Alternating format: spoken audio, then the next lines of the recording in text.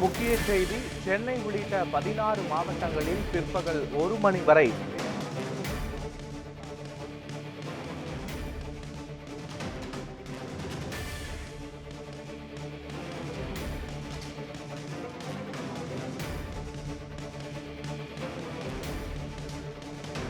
காஞ்சிபுரம், விழுப்புரம், கடலூரிலும் 3 மணி நேரம் மிதமான மழைக்கு வாய்ப்பு இருப்பதாக வானிலை ஆய்வு மையம் தெரிவித்துள்ளது.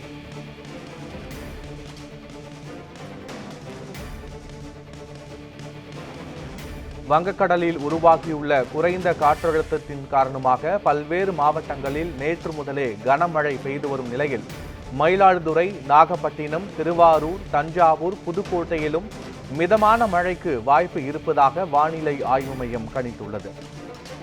இது தொடர்பான முழுமையான விவரங்களோடு எமது செய்தியாளர் லக்ஷ்மணன் இணைகிறார். லக்ஷ்மணன், எந்தெந்த மாவட்டங்களுக்கு அதி கனமழைக்கான வாய்ப்பு இருக்கிறது? மீனவர்களுக்கான எச்சரிக்கை ஏதேனும் இருக்கிறதா? விவரங்கள் என்ன? கண்டிப்பாக பத்மநாபன், தமிழகத்தை பொறுத்தவரை கடந்த ஒரு 24 மணி நேரமாக பல்வேறு பகுதிகளில் மிதமான மழை, பலத்த மழையானதை செய்து வருகிறது. குறிப்பாக பார்த்தோம் என்றால் இந்த மேலடுக்கு சுழற்சி காரணமாக தமிழகத்தில் கடந்த ஒரு 2 வாரங்களாகவே பல்வேறு பகுதிகளில் மிதமான மழைகள், பலத்த மழையானதை செய்து வருகிறது.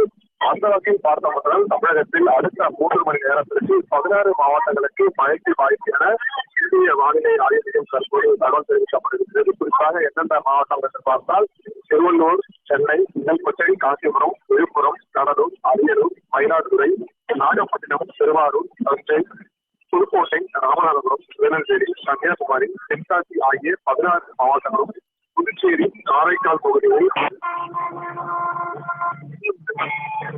முதல் மிதமான மழைக்கு வாய்ப்பு சென்னை வானிலை ஆய்வு மையம் மற்றும் இந்திய வானிலை ஆய்வு மையம் என தகவல் தெரிவிக்கப்பட்டிருக்கிறது. குறிப்பாக அடுத்த 3 மணி நேரத்திற்கு சென்னையில் மட்டுமே இது லேசான முதல் மிதமான மழைக்கு வாய்ப்புள்ளதாகவும் கூறப்பட்டிருக்கிறது. குறிப்பாக அதிகாலை முதலே சென்னை சுற்று வட்டார பகுதிகள் முழுவதுமே மேகமூட்டத்துடன் காணப்பட்ட வரும் நிலையில் அடுத்த 3 மணி நேரத்திற்கு மட்டும் லேசான மழையாக இருக்கும் என தற்போது தகவல் தெரிவிக்கப்பட்டிருக்கிறது. குறிப்பாக இந்த 16 மாவட்டங்கள் மட்டுமின்றி அடுத்து இருக்கக்கூடிய ஒரு சில மாவட்டங்களில் சாரல் மழை பெய்யக்கூடும் எனவும், ஆனால் காலையிலிருந்து பெய்யக்கூடிய ஒரு இந்த மழையின் எதிரொலியாக பல்வேறு அரசு பள்ளிகளுக்கும் விடுமுறை காணப்பட்ட நிலையில் அந்த மாவட்டங்களில் மட்டுமே அதிக கனமழைக்கு வாய்ப்பு உள்ளதாகவும் தற்போது இந்திய வானிலை மையம் தகவல் தெரிவிக்கப்படுகிறது.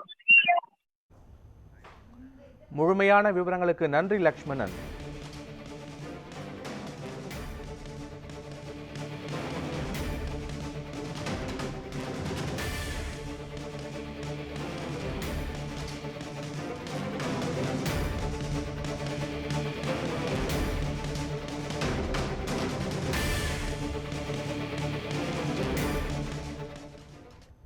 விளம்பர இடைவேளைக்கு பிறகு மேலும் பல்வேறு செய்திகளை பார்ப்போம். இணைந்திருங்கள். இது நியூஸ் 7.